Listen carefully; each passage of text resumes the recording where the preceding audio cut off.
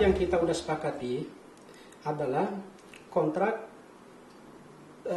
perjanjian pembelian akun YouTube channel Zakir Daulay. Itu yang pertama. Kemudian diikut sertakan dengan perjanjian kerjasama untuk pengisian konten-konten. Jadi logikanya begini. Kenapa kemudian ada isi tentang kerjasama pengisian konten-konten? Karena untuk akun YouTube ini sendiri, tanpa ada kerjasama pengisian konten-konten selanjutnya, maka ini tidak akan bernilai apa-apa. Sehingga kami sepakat dengan pihak Zakir bahwa akun YouTube-nya itu kita beli, plus dengan syarat bahwa dia harus mengisi konten-konten sebagaimana yang kita sepakati bersama dalam perjanjian. Dan itu adalah bohong. Kenapa saya bilang bohong? Karena dalam perjanjian sesuai dengan yang sudah disepakati dalam rumusan pasal 2-nya itu ada kewajiban yang banyak yang harus dilakukan oleh pihak Zakir itu sendiri, yaitu salah satunya yaitu diantaranya adalah pertama, ada pengisian murotol yang dilakukan sebanyak 1 kali dalam seminggu. Tidak boleh lagi membuat akun YouTube yang lain selain dari akun YouTube Zakir Daulay yang sudah diperjualbelikan dengan pihak klien. Konten itu bukan menjadi tanggung jawab Zakir. Itu beban konten itu untuk biaya produksi dan sebagainya macam, itu semua itu dibiayai oleh Proaktif Manajemen. Dia hanya mempersiapkan diri untuk melakukan take vokal, membuat klip Jadi kalau dia bilang bahwa beban konten itu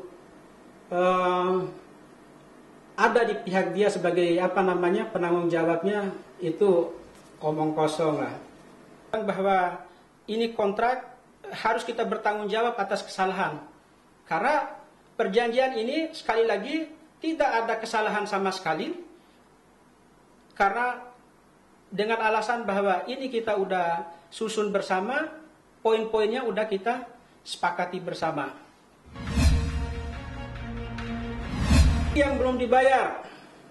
Pertama saya mau bilang bahwa royalti YouTube, kalau misalnya dia kaitkan dengan lagu Aisyah, bahwa itu ada mekanisme, ada proses oleh pihak YouTube itu sendiri.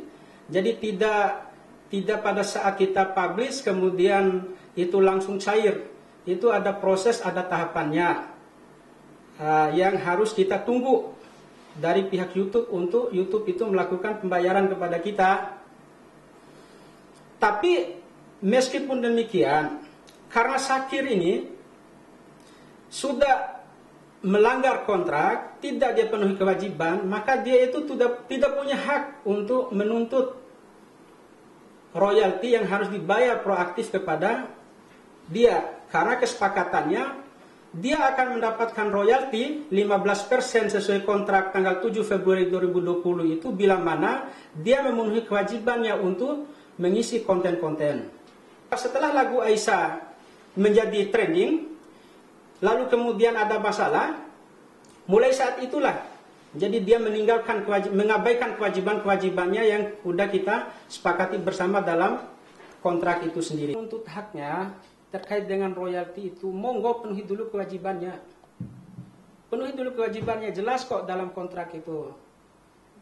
Bahwa dia akan mendapatkan royalti manakala dia melaksanakan kewajiban-kewajiban sesuai dengan isi kontrak. Kalau tidak ada perjanjian untuk penggantian password. Sederhana aja logikanya, tidak perlu kita rinci-rinci lebih jauh tentang apa isi-isi dari konsekuensi dari akun YouTube yang sudah kita beli. Yang namanya udah kita beli, udah kita kuasai gitu. Ya passwordnya kan menjadi hak kita untuk mau merubah atau tidak. Tapi pada awal itu karena komunikasi kita masih baik-baik aja, passwordnya itu tidak kami rubah. Betul tidak kami rubah.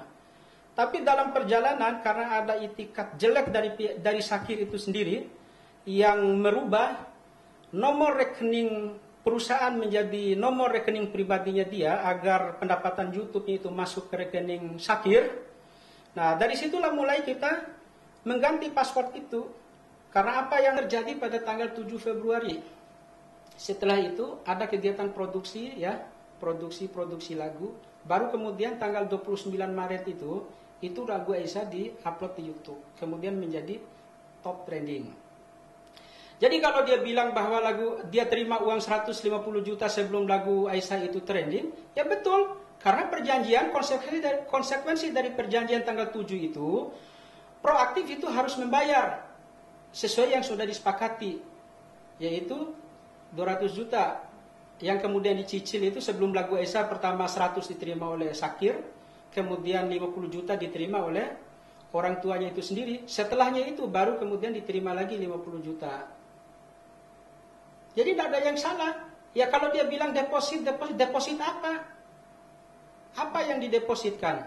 Tadinya dia bilang pinjam meminjam kok. Terus sekarang lagi dia bilang itu sebagai deposit. Emang dia lembaga keuangan yang kemudian somasi yang kita udah layangkan, yaitu tidak ada masalah, itu hak-haknya mereka. Toh juga somasi itu kita berikan waktu untuk klarifikasi, untuk menanggapi kan 3 hari. 3 hari itu kan sudah lewat dari tanggal 30. Hingga kami mengambil action hukum, yaitu melaporkan pidana. Ya untuk apa mereka itu mau menanggapi? Sementara kita udah melakukan action hukum sesuai dengan apa yang kita bunyikan dalam somasi itu sendiri.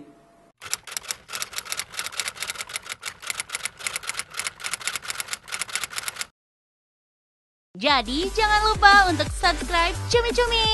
Ditekan ya tombol lonceng merahnya.